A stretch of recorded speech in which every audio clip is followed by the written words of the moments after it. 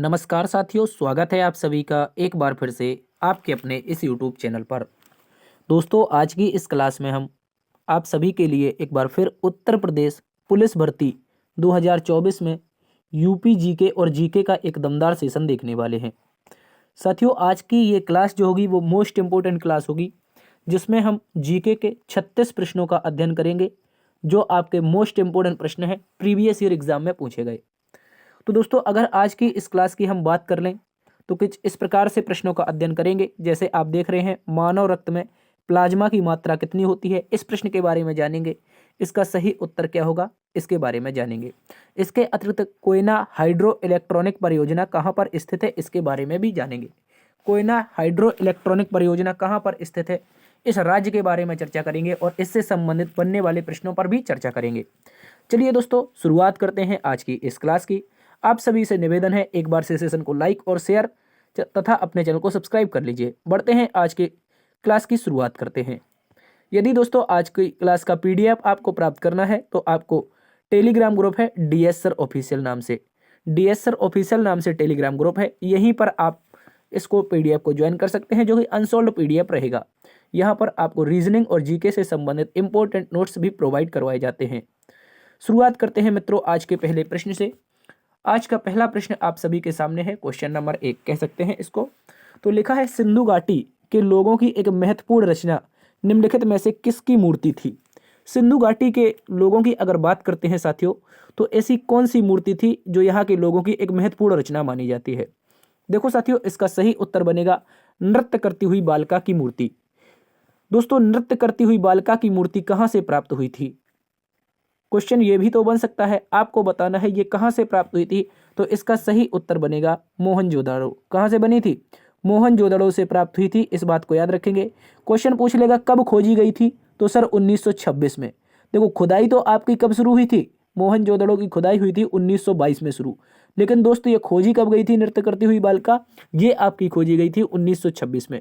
ठीक है, इसको आप लोग अच्छे से याद रखेंगे। ये जो मूर्ति है दोस्तों, किसकी बनी थी, कांस की बनी थी। ऐसा क्वेश्चन आपसे पूछ लेगा, कांस की बनी हुई मूर्ति थी। ठीक है, इसको आप लोग अच्छे से याद रखेंगे। चलिए चलते हैं आज के अगले प्रश्न की तरफ। क्वेश्चन नंबर 1 का सही उत्तर भी बनेगा। अगला प्रश्न हमसे कह रहा है, मानव रक्त में प्लाज्मा लगभग कितनी मात्रा होती है। जल्दी से बताओ, जो मानव रक्त होता है यहाँ पर प्लाज्मा की मात्रा कितनी होती है, इसको याद रखेंगे। मैं अगर बात करता हूँ मानव रक्त में प्लाज्मा की, तो प्लाज्मा आपका रक्त में दोस्त आपका 55 to 60% पाया जाता है। कितना, 55% से लेकर के 60% तक मानव रक्त में यानी कि अपने खून में क्या पाया जाता है, प्लाज्मा पाया जाता है। ठीक है, अब देखो प्लाज्मा की अगर बात करते हैं, अगर हम प्लाज्मा की बात करते हैं तो इस 55 to 60% में भी 92% आपका वाटर होता है।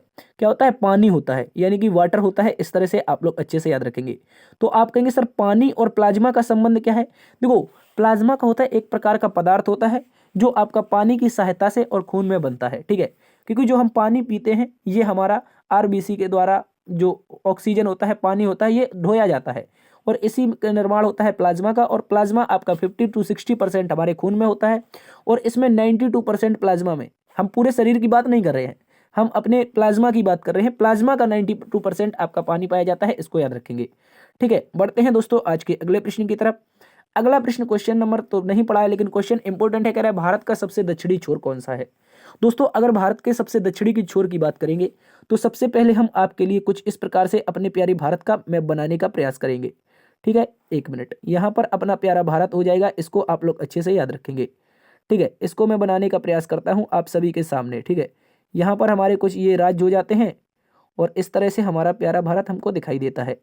ठीक है, इसको आप लोग अच्छे से याद रखेंगे। थोड़ा मैं अच्छा सा तो नहीं बन रहा है लेकिन बनाने का प्रयास कर देता हूँ ताकि आपको यहाँ पर जो इंपॉर्टेंट नोट्स हैं वो आपको समझ में आ जाएं। चलो हटा देते हैं, ठीक है, वरना आप हमारी मजाक बनाएंगे कि सर को नोट भी बनाना नहीं आता है। ठीक है, इसको याद रखेंगे। तो यहाँ पर अगर हम सेंटर मान लेते हैं अपने भारत का, ये अपने भारत का नॉर्दर्न पॉइंट हो जाएगा, यानी कि जो अपने भारत का उत्तरीय पॉइंट है, कह सकते हैं नॉर्दर्न पॉइंट है, एनपी कह सकते हैं इसको।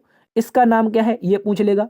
मुख्य दक्षिण बिंदु पूछेगा क्या है, सबसे पश्चिमी पॉइंट क्या है, सबसे पूर्वी पॉइंट क्या है, या पूछ लेगा सबसे दक्षिणतम बिंदु क्या है। इन बिंदुओं पर चर्चा करते हैं। तो देखो दोस्तों, सबसे उत्तरी जो पॉइंट होगा जो सबसे उत्तरी पॉइंट होगा ये कहलाएगा आपका इंदिरा कॉल। क्या कहलाएगा? आई कॉल लिख देते हैं, इस बात को याद रखेंगे। ठीक है, इंदिरा कॉल आपका सबसे क्या है? उत्तरी पॉइंट है, इस बात को याद रखेंगे। अगर बात करेगा सबसे पूर्वी पॉइंट की, तो सबसे पूर्वी पॉइंट यहाँ पर मित्र स्थित है अरुणाचल प्रदेश में, और इसको कहा जाता है किविथू। क्या कहा जाता है? किविथू। और आपने पढ़ा होगा किविथू पॉइंट के बारे में। किविथू वही पॉइंट है जहां पर भारत की पहली सूर्य की किरण पड़ती है। ठीक है, इसको आप लोग अच्छे से याद रखेंगे। किविथू आपका सही उत्तर होगा। इसके बाद बात करते हैं यहाँ पर सबसे पश्चिमी पॉइंट की बात करेंगे तो अपने गुजरात में स्थित है गुहार मोती, या इसी को कहा जाता है गौर माता। क्या कहा जाता है? या तो आप गुहार मोती लिख लो या आप लिख लोगे क्या? गौर माता लिख लोगे। ठीक है, और सबसे दक्षिणतम बिंदु बात कर लेगा, मुख्य भूमि बिंदु, दक्षिणता भारत का मुख्य भूमि बिंदु पूछेगा तो आपको बताना है दोस्त कन्याकुमारी, या फिर इसी को कहा जाता है कैप कैमोरिन। क्या कहा जाता है? कैप कैमोरिन, इस बात को याद रखेंगे। और एक प्रश्न ये भी तो पूछेगा सर कि हमारा भारत का सबसे दक्षिणतम बिंदु क्या है? तो दक्षिणतम बिंदु हमारा हो जाएगा इंदिरा पॉइंट। क्या हो जाएगा? इस बात को आप लोग अच्छे से याद रखेंगे। क्या हो जाएगा? इंदिरा पॉइंट। इसको आप लोगों को अच्छे से याद रखना है। तो मैं बता देता हूं, उत्तरी इंदिरा कॉल की अभी हमने बात की है, गुहार मोती सबसे पश्चिमी बिंदु है, इंदिरा पॉइंट सबसे दक्षिणतम बिंदु है, किविथू सबसे पूर्वी बिंदु है, मुख्य भूमि बिंदु जो दक्षिण का है सबसे दक्षिणतम वो कैप कैमोरिन, या फिर इसी को कन्याकुमारी कहा जाता है। ठीक है, इसको आप लोग अच्छे से याद रखेंगे। जियोग्राफी का एक इंपॉर्टेंट है भारत के लिए, तो इनको आप सभी याद रखेंगे, क्वेश्चन ऐसा पूछा जाता है। बढ़ते हैं अगले प्रश्न की तरफ। अगला प्रश्न कह रहा है जहांगीर का शासनकाल क्या था? दोस्त हमसे जहांगीर के शासनकाल की बात करी है, तो याद रखेंगे जहांगीर, जिसका नाम बचपन में सलीम था या शेखू बाबा भी कहा जाता था इसको। ठीक है, इसको याद रखेंगे। तो यहां पर देखो पूछा है जहांगीर का क्या है शासनकाल पूछा है, तो 1605 से लेकर के 1627 तक आपका जहांगीर शासन करता है। ठीक है, कौन करता है? जहांगीर। जब अकबर की 1605 में मृत्यु हो जाती है तो ये शासक बन जाता है जहांगीर। जहांगीर का ही पुत्र था मित्र, याद रखेंगे, शाहजहां। कौन था? शाहजहां आपका इसका पुत्र था, इस बात को याद रखेंगे। अगर पूछ लेगा ये शासनकाल 1658 से 1707 का कितना है, तो याद रखेंगे ये दोस्त औरंगजेब का है। औरंगजेब जो कि सबसे बेकार बादशाह कहा जाता है। ठीक है, इसका नाम क्या है? याद रखेंगे औरंगजेब। ठीक है, औरंगजेब। ठीक है, औरंगजेब इसको लिख लेंगे। औरंगजेब का शासनकाल पूछ लेगा 1658 से 1707। और क्वेश्चन यूपी पुलिस में पूछा गया है औरंगजेब की मृत्यु कब हुई थी, तो इसकी मृत्यु आपको याद रखनी है क्योंकि शासनकाल 7 तक चला था, तो 1707 में ही इसकी मृत्यु हो जाती है। आगे देखो पढ़ेंगे तो लिखा है 1707 से 1748, ये किसी का शासनकाल नहीं है, लेकिन एक शासनकाल याद रखना है मोहम्मद शाह रंगीला का। किसका? मोहम्मद शाह रंगीला। ये रंगीला बादशाह था, इसको आप लोग अच्छे से याद रखेंगे। रंगीला की इसको संज्ञा दी जाती है। इसका शासनकाल पूछ लेगा यार, इसके शासनकाल पूछ लेगा तो आपको याद रखना है इसका शासनकाल मित्र था आपका कब से, तो आप बताएंगे इसको 1719 से 1748 का। ठीक है, एक मिनट, यहाँ पर 1719 से 1748 का शासनकाल किसका था, तो ये रंगीला बादशाह था। इसको आप लोग अच्छे से याद रखेंगे। ये दोस्त सलवार कुर्ता पहन के अपने वहां पर चला जाता था दरबार में। ठीक है, इसको भी याद रखेंगे, क्वेश्चन पूछ लेता है इससे, इसलिए इंपॉर्टेंट है। 1739 में कोई बता सकता है कि कौन सा युद्ध हुआ था? यार आप लोग कमेंट में उत्तर भी नहीं बताते हो यार, कमेंट में उत्तर तो बता दिया करो जो प्रश्न पूछे। 1739 का कौन सा युद्ध था जिसमें मोहम्मद शाह रंगीला को बुरी तरह से लूटा गया था? कोई बता सकता है? बढ़ते हैं अगले प्रश्न की तरफ। अगला प्रश्न दोस्तों कह रहा है हमसे हिंदी साहित्य का पिता किसे कहा जाता है?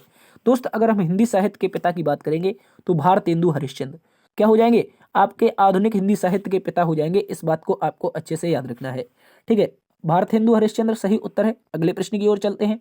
अगले प्रश्न में कहा है स्वतंत्र भारत के प्रथम भारतीय और अंतिम गवर्नर जनरल कौन थे? तो प्रथम भारतीय और अंतिम गवर्नर जनरल पूछा है तो याद रखना है आपको चक्रवर्ती राजगोपालाचारी। ठीक है, चक्रवर्ती राजगोपालाचारी इसका सही उत्तर बनेगा। स्वतंत्र भारत का प्रथम भारतीय, ये बात याद रखनी है, प्रथम भारतीय और अंतिम गवर्नर जनरल। इसके बाद कोई गवर्नर जनरल नहीं बना भारत में। इसके बाद भारत आपका क्या बना था? गणतंत्र। पहले तो गणतंत्र बन गया था 26 जनवरी 1950 को। ठीक है, इसको याद रखेंगे। इससे पहले चक्रवर्ती राजगोपालाचारी आखिरी भारत के गवर्नर जनरल थे। लॉर्ड माउंटबेटन की बात करेंगे, ये स्वतंत्र भारत का प्रथम था। देखो यहाँ पर लिखा है स्वतंत्र भारत का प्रथम भारतीय, लेकिन स्वतंत्र भारत का प्रथम कौन था? तो स्वतंत्र भारत का प्रथम व्यक्ति जो गवर्नर जनरल बना था, जीजी बना था, इसको याद रखेंगे, लॉर्ड माउंटबेटन। ठीक है, इसको याद रखेंगे। बढ़ते हैं अगले प्रश्न की तरफ। अगला प्रश्न कह रहा है दोस्तों उत्तर प्रदेश का प्रमुख लोकगीत क्या है? उत्तर प्रदेश के लोकगीत की बात करेंगे तो साथियों सही उत्तर बिरहा बनेगा। क्या बनेगा? बिरहा बनेगा। इस बात को याद रखेंगे। दोस्त धमार क्या है? धमार एक प्रकार की क्या है? संगीत की ताल होती है। धमार क्या है? धमार एक प्रकार की दोस्त संगीत की ताल होती है। इस बात को याद रखेंगे। टप्पा क्या है? टप्पा संगीत की एक प्रकार की शैली है। ये सारी की सारी उत्तर प्रदेश में है। धमार ताल, और टप्पा शैली उत्तर प्रदेश की है, लेकिन लोकगीत जो है वो बिरहा लोकगीत है, बिरहा लोकगीत है, इस बात को याद रखेंगे। कव्वाली की बात करेंगे तो एसएससी एमटीएस ने पूछा था किस देश से आई थी, किस देश से आई थी, तो फारस से आई थी सर। कहाँ से? फारस से। लेकिन फारस नाम का वर्तमान में तो कोई देश नहीं है, तो इसका सही उत्तर बन जाएगा मित्र ईरान। क्या बन जाएगा? ईरान। ईरान इसका सही उत्तर है, इसको आप लोग अच्छे से याद रखेंगे। ईरान से ही भारत में क्या आई थी? कव्वाली आई थी। फारस का वर्तमान नाम क्या है? ईरान है। ठीक है, इसको याद रखेंगे। कव्वाली, ये क्वेश्चन एसएससी एमटीएस ने पूछा है कि कव्वाली कहाँ से आई है। हो सकता है यूपीपी वहां से उठा ले आपसे, ठीक है, इसलिए इंपॉर्टेंट है। बढ़ते अगले प्रश्न की तरफ। कह रहा रेगिस्तान का जहाज किसे कहते हैं? मजाक क्वेश्चन, ऊंट इसका सही उत्तर बनेगा। ठीक है, बढ़ते हैं अगले प्रश्न की तरफ। कह रहा दोस्तों हमारे ग्रह पृथ्वी के लिए ऊर्जा का मुख्य स्रोत क्या है? देखो ये क्वेश्चन मैं बार बार इसलिए करवा रहा हूँ यार, ताकि आपको याद हो जाए। बहुत सारे नए स्टूडेंट होंगे जो तैयारी कर रहे होंगे, इसलिए उनके लिए ये भी इंपॉर्टेंट है। तो कह रहा है हमारे पृथ्वी के मुख्य ऊर्जा स्रोत क्या है? सूर्य भगवान हो जाएंगे, इस बात को याद रखेंगे। ठीक है, चंद्रमा क्या है? चंद्रमा सूर्य की सहायता से या सूर्य की रोशनी से चमकता है, इस बात को याद रखेंगे। अगले प्रश्न की ओर चलते हैं दोस्त। कह रहा है कि राष्ट्रीय मतदाता दिवस कब मनाया जाता है? राष्ट्रीय मतदाता दिवस की बात करेंगे तो सही उत्तर बनेगा 25 जनवरी। आपका 25 जनवरी को क्यों मनाया जाता है? क्योंकि 25 जनवरी याद रखेंगे। एक मिनट, 25 जनवरी आपका सही उत्तर है। और 25 जनवरी 1950 को आपके चुनाव आयोग की स्थापना होती है। किसकी? इलेक्शन कमीशन ऑफ इंडिया चुनाव आयोग की स्थापना होती है, इस बात को आप लोग अच्छे से याद रखेंगे। ठीक है, चुनाव आयोग की स्थापना होती है। 15 फरवरी को क्या मनाया जाता है? ये आपका कोई बच्चों वाला दिन मनाया जाता है, इसको छोड़ देंगे। आप बताएंगे 15 जनवरी को क्या मनाया जाता है? ये हम लोगों का दिन है, ये हम लोगों का दिन है मित्र, ये आर्मी वाला दिन है। किसका है? आर्मी डे, यानी कि भारतीय सेना दिवस 15 जनवरी को मनाया जाता है, इस बात को याद रखेंगे। तो 25 जनवरी पूछेगा। 1950 में आपका क्या मनाया जाता है? चुनाव आयोग की स्थापना हुई थी, इसलिए राष्ट्रीय मतदाता दिवस मनाते हैं। ठीक है, कोई बता सकता है चुनाव आयोग के नए अध्यक्ष कौन बने हैं? बता दो यार कमेंट बॉक्स में उत्तर इसका। अगले प्रश्न की ओर चलते हैं। तो दोस्तों यहां पर हमसे कहा है, यहां पर हमसे कहा है सीमा सड़क संगठन बीआरओ बॉर्डर रोड ऑर्गेनाइजेशन किस तारीख को अपना 58वां क्या मनाया? स्थापना दिवस मनाया, यानी हैप्पी बर्थडे मनाया है। ठीक है, इसको याद रखेंगे। तो 58वां स्थापना दिवस 2018 में मनाया था और 7 मई को मनाया था इसने। क्योंकि दोस्त एक बात याद रखनी है, 7 मई 1960 का समय था जब दोस्तों भारत ने किसकी स्थापना की थी? बीआरओ की स्थापना की थी, border road organisation, border and road organisation की स्थापना की थी। ये क्या करता है? जो अपना प्यारा भारत है उत्तर की सीमा की ओर, जो अपना प्यारा भारत है यहाँ पर इस तरह से, ये अपना प्यारा भारत है, ये वाली सीमा पर क्या करता है? ये यहाँ पर सुरक्षा करता है, ये वाली सीमा पर, यहाँ पर सड़क बनाता है, सीमा पर, पूरी सीमा पर सड़क बनाता है, इस बात को याद रखेंगे। जैसे यहाँ पर हमारी पाकिस्तान से सीमा लगती है, फिर ये पाकिस्तान से, यहाँ पर चीन से, यहाँ पर चीन से, यहाँ पर भी चीन से, ये चीन से, यहाँ म्यांमार से। तो यहाँ पर जो सीमा बनेगी, ये सीमा पर जो सड़क बनेगी, ये कौन बनाएगा मित्र? ये आपका बीआरओ बनाएगा। ये आर्मी का ही एक कोर है, इस बात को याद रखेंगे। 7 मई 1960 को इसका सही उत्तर बनेगा, स्थापना हुई थी। और 7 मई को ही इसका क्या मनाते हैं? स्थापना दिवस मनाते हैं। और वर्तमान बता सकते हो कोई 2024 में इसका कौन सा दिवस मनाया जाएगा? बता सकते हो कोई 2024 में इसका कौन सा दिवस मनाया जाएगा? तो आप जल्दी से बताएंगे, इसको याद रखेंगे। 64वां मनाया जाएगा। आप तो बताते ही नहीं, हम बता देते हैं। बढ़ते हैं अगले प्रश्न की तरफ। अगला प्रश्न कह रहा है दोस्तों भारतीय संविधान के किस अनुच्छेद में चुनाव का उल्लेख किया गया है? भारतीय संविधान के किस अनुच्छेद में चुनाव आयोग का उल्लेख किया गया है? यहाँ पर सुधार लेंगे, चुनाव आयोग कर लेंगे। ठीक है, अभी हमने बताया था चुनाव आयोग कब स्थापना हुई थी? 25 जनवरी 1950। ये संवैधानिक संस्था है और ये जो अनुच्छेद है, इसका जो अनुच्छेद है अनुच्छेद 324, अनुच्छेद 324 में चुनाव आयोग का उल्लेख है, इस बात को आप लोग अच्छे से याद रखेंगे। इसके अतिरिक्त ये जो 2 अनुच्छेद दे रखे हैं यूपीएससी से संबंधित है, सिविल सर्विसेज से। ठीक है, अनुच्छेद 326 भी चुनाव आयोग के वेतन भत्ते से संबंधित है। अगले प्रश्न की ओर चलते हैं। कह रहा है लोकसभा में शून्यकाल की अवधि अधिक से अधिक होती है। देखो दोस्त एक बात याद रखनी है आपको, यहाँ पर एक बात याद रखनी है, क्वेश्चन में पूछा है शून्यकाल की अवधि अधिक से अधिक, इस बात को याद रखेंगे। अधिक से अधिक शून्यकाल की अवधि पूछी है, इस बात को याद रखेंगे। तो इसका कोई निश्चित नहीं है, अनिश्चित है। याद रखेंगे शून्यकाल की जो अवधि है मित्र, वो आपकी क्या है? ये अनिश्चित है, अधिक से अधिक पूछेगा। अगर मिनिमम पूछ लेगा, ऐसे क्वेश्चन केवल पूछ ले जो शून्यकाल की अवधि है वो कितनी होती है, तो आप बता देंगे सर 1 घंटा होती है। कितनी होती है? 1 घंटा। 1 घंटा ये होती है शून्यकाल की अवधि। 1994 से इसको नियमित रूप से मनाया जा रहा है। कब से कब? 12 बजे से 1 बजे तक। दोस्तों याद रखेंगे 12 बजे से 1 बजे तक शून्यकाल होता है। ठीक है, इस बात को याद रखेंगे। 12 से 1 बजे शून्यकाल और 11 से 12 पूछ लेगा। 11 से 12 बजे मित्र आपका प्रश्नकाल होता है, इस बात को याद रखेंगे। 11 से 12 बजे प्रश्नकाल होता है। लेकिन सर ये होता कहाँ पर है, आप बताए तो चले जा रहे हो। ये प्रश्नकाल होता और शून्यकाल होता कहाँ पर है, ये भी जान लीजिए मित्र। ये आपके संसद में होता है। जो हमने अपने सांसद चुने भेजे हैं, ये आपका संसद में होता है, इस बात को याद रखेंगे। जहां पर हमारे सांसद बैठे हैं, यानी कि मेंबर ऑफ पार्लियामेंट बैठते हैं, वहीं पर ये होता है सब। प्रश्नकाल 11 से 12 बजे, 12 से 1 बजे क्या होता है, आपका शून्यकाल होता है। यानी कि इसकी अवधि तो 1 घंटा होती है, लेकिन क्या पूछा है, अधिक से अधिक कितनी हो सकती है, तो कोई अनिश्चित नहीं है, यही इसका सही उत्तर है। अगले प्रश्न की ओर चलते हैं। अगले प्रश्न का डिस्कवरी ऑफ इंडिया पुस्तक के लेखक कौन है, तो ये मैंने करवाया है, Pandit Jawaharlal Nehru. Discovery of India 1942 से 1946 के बीच जेल में लिखी थी, ठीक है, इसको याद रखेंगे। बात करते हैं महात्मा गांधी की, स्वराज इंडिया, ठीक है, स्वराज इंडिया को छोड़ देंगे, यहां पर लिखेंगे माई experiment with truth, my experiment with truth, ठीक है। ये क्वेश्चन पूछ लेगा पुस्तक किसकी है, तो आपको बताना है ये आपकी महात्मा गांधी जी की है। माई एक्सपेरिमेंट विद ट्रुथ किसकी है, महात्मा गांधी जी की। गीता रहस्य पुस्तक पूछ लेगा मित्र, गीता रहस्य पुस्तक पूछ लेगा किसकी है, क्या पूछेगा, गीता रहस्य। ये क्वेश्चन में पूछा गया है आपसे, तो गीता रहस्य याद रखना है, बाल गंगाधर तिलक की। सुभाष चंद्र बोस की पूछ लेगा, इंडिया स्ट्रगल लिखना है, द इंडियन स्ट्रगल, ठीक है, क्या लिखना है, द इंडियन स्ट्रगल पुस्तक किसकी है मित्र, पूछ लेगा, तो बताना है द इंडियन स्ट्रगल आपकी सुभाष चंद्र बोस की है। तो 3 पुस्तक हमने एक्स्ट्रा कवर की, महात्मा गांधी जी की my experiment with truth, Gita Rahasya Bal Gangadhar Tilak की, सुभाष चंद्र बोस की the Indian struggle, Jawaharlal Nehru की हमने पिछली क्लास में भी देखी थी, द डिस्कवरी ऑफ इंडिया। बढ़ते हैं अगले प्रश्न की तरफ।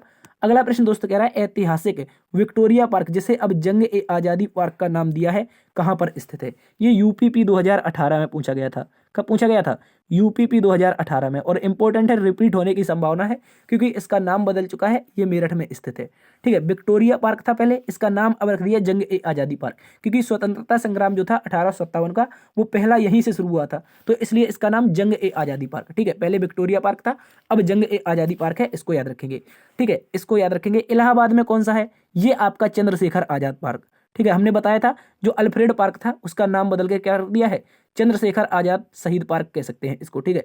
चंद्रशेखर आजाद पार्क इलाहाबाद में है, इस बात को याद रखेंगे, चंद्रशेखर आजाद पार्क, ठीक है।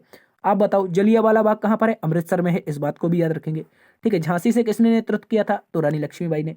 अगले प्रश्न की ओर चलते हैं। कह रहा रिकार्डो के लगान सिद्धांत किस प्रकार के बाजार के अस्तित्व की अवधारणा की गई है। रिकार्डो का जो लगान सिद्धांत है मित्र, रिकार्डो कौन था, रिकार्डो आपका एक व्यक्ति था जो आपका अर्थशास्त्री था, जिसका पूरा नाम था डेविड रिकार्डो। क्या नाम था मित्र, याद रखेंगे, डेविड रिकार्डो। डेविड रिकार्डो एक अर्थशास्त्री था, और ये क्या करता था मित्र, इसने शुरुआत जो अपनी की थी अर्थशास्त्र में, वो बतौर दलाल की थी, ठीक है। और इसने बताया था, जो इसने एक सिद्धांत दिया था, वो पूर्ण अधिकार पर बात करता है, यानी बाजार पर पूर्ण अधिकार होना चाहिए किसका, जो अर्थशास्त्री है उसका, यानी कि जो निवेश करता है वहां पर उसका पूर्ण अधिकार होना चाहिए। इस इकोनॉमिक्स के बारे में है, इसको याद रखेंगे। बढ़ते हैं अगले प्रश्न की तरफ। अगला प्रश्न आपसे कह रहा है 2 कांच के गिलास एक दूसरे के अंदर से दूसरा चिपक जाते हैं, उन्हें कैसे अलग किया जाए। ये घटना आपके जीवन में हकीकत में हुई होगी दोस्त, कभी कांच के गिलास और कभी आपके किसके, स्टील के गिलास अकस्मात क्या करते हैं, आपस में चिपक जाते हैं, फिर पूरी ताकत लगाते हैं, हम मम्मी लोग सभी लगाते हैं, लेकिन खिंचता नहीं है। तो इसमें करना क्या है मित्र, आपको याद रखना है, आपको क्या करना है, बाहरी गिलास में गर्म पानी डाल देना है।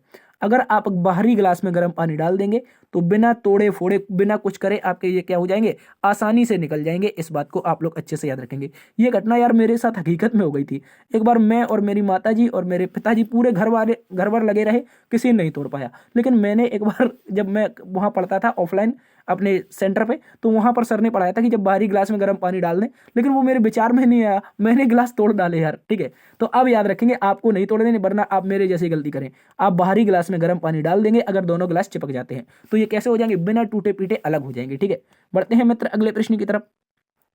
अगला प्रश्न कह रहा है वो कौन सी नदी है जिसका उद्गम भारत में नहीं है, इनमें से बताओ ऐसी कौन सी नदी है जिसका उद्गम भारत में नहीं है। तो सही उत्तर बनेगा सतलज नदी। सतलज कहां से निकलती है, मानसरोवर से निकलती है, मानसरोवर से निकलती है। क्वेश्चन आपको याद रखना है, ठीक है। कहां से भारत में प्रवेश करती है, तो हिमाचल प्रदेश से। एचपी से भारत में प्रवेश करती है। कौन से दर्रा से, सर सिपकिला दर्रा से। कौन से, सिपकिला दर्रा से भारत में प्रवेश करती है, इस बात को याद रखेंगे। कौन सा दर्रा हो जाएगा, सिपकिला दर्रा हो जाएगा, इस बात को याद रखेंगे, ठीक है। सतलज मानसरोवर तिब्बत से निकलती है, सिप्तिला दर्रा से भारत में प्रवेश करती है और सिंधु की एक सहायक नदी है। ठीक है, बढ़ते हैं मित्र अगले प्रश्न की तरफ। अगला प्रश्न कह रहा है 2016 के रियो ओलंपिक में कितने प्रकार के खेलों में स्पर्धा हुई थी। देखो ये तो उस समय का करंट अफेयर था, लेकिन अब आपके लिए इंपॉर्टेंट है। उस समय हुई थी ये 41 में, कितने में हुई थी 41 में, लेकिन वर्तमान में जो टोक्यो 2020 हुआ इससे क्वेश्चन पूछ लेगा आपसे। टोक्यो 2020 से पूछ लेगा टोक्यो 2020 में कितने खेलों में स्पर्धा हुई थी। तो बात एक मिनट, टोक्यो 2020, ठीक है, ये जो 2021 में हुई थे ये आपके थे, इनमें जो स्पर्धा हुई थी यहाँ पर 33 खेल खेले गए थे। कितने? 33 खेल खेले गए थे। तो ये क्वेश्चन आपसे अब पूछ लेगा। ये 2018 में पूछा था, तब उस समय इसका 41 सही उत्तर था, लेकिन वर्तमान में क्या बनेगा, टोक्यो 2020 के जो ओलंपिक हुए थे वहां पर टोटल 33 खेल खेले गए थे। बढ़ते हैं अगले प्रश्न की तरफ। अगला प्रश्न कह रहा है MGNREGA यानी कि MG NREGA, Mahatma Gandhi national rural ये क्या हो जाएगा, एम्प्लॉयमेंट गवर्नमेंट एक्ट। ठीक है, तो महात्मा गांधी का जो रोजगार गारंटी एक्ट आया था, इसमें अंतर्गत सामग्री संगठक के मामले में केंद्र और राज्य सरकारों के दिए गए निधिकरण का अनुपात कितना होगा, ये बताना है। तो देखो ये इंपॉर्टेंट क्वेश्चन है और आसान भी क्वेश्चन है। जो नरेगा था ये कब बना था, आप कहेंगे सर जो नरेगा था, इसको पहले लिख लेते हैं NREGA। ये जो नरेगा था इसका अधिनियमित किया गया था 2005 के एक्ट के तहत।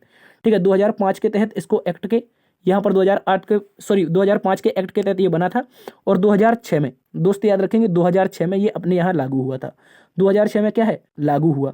लेकिन दोस्तों 2009 में, इस बात को भी याद रखेंगे, इससे क्वेश्चन बहुत बनते हैं।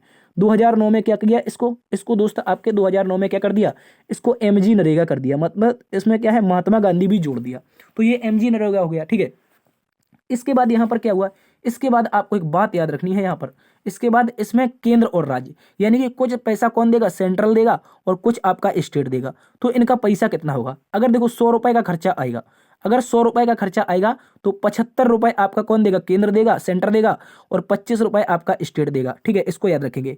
और इसके अंतर्गत क्या होता है, 100 दिन का रोजगार होता है, वर्ष में 100 दिन का रोजगार होता है, इस बात को याद रखेंगे आप लोग। ठीक है, बढ़ते हैं मित्र आज के अगले प्रश्न की तरफ। कह रहा है दृष्टि पटल रेटिना पर जो चित्र बनता है वो कैसा होता है। दृष्टि पटल जो रेटिना होती है हमने आंख की, मतलब अपने आंख की जो रेटिना होती है, इस पर जो प्रतिबिंब बनता है वो वस्तु से तो छोटा बनता है और उल्टा बनता है। ठीक है, इसको याद रखेंगे। जैसे आपके सामने कोई चीज रखी है, मान लीजिए आप मोबाइल में मुझे देख रहे हैं, जो ये आपके सामने मोबाइल दिख रहा है, ये मोबाइल से छोटा प्रतिबिंब आपके आंख के पीछे बन रहा है और कैसा बन रहा है, उल्टा बन रहा है, तभी ये सीधा दिखाई दे रहा है। ठीक है, इस बात को याद रखेंगे। कैसा बन रहा है, आपकी आंख के पीछे मोबाइल से छोटा प्रतिबिंब बन रहा है और उल्टा बन रहा है, तब ये हमें आकर के सीधा दिखाई दे रहा। अगर रेटिना पर सीधा बन जाता तो मोबाइल हमें उल्टा दिखाई देता। ठीक है, इस बात को याद रखेंगे। विकल्प नंबर सी इसका सही उत्तर है। बढ़ते अगले प्रश्न की तरफ। कह रहा है GST कानून लागू करने वाला भारत का पहला राज्य। ये इंपॉर्टेंट क्वेश्चन है, MCQ है। GST लागू करने वाला पहला राज्य आपका असम बनेगा। देखो GST का पूरा पोस्टमार्टम करते हैं।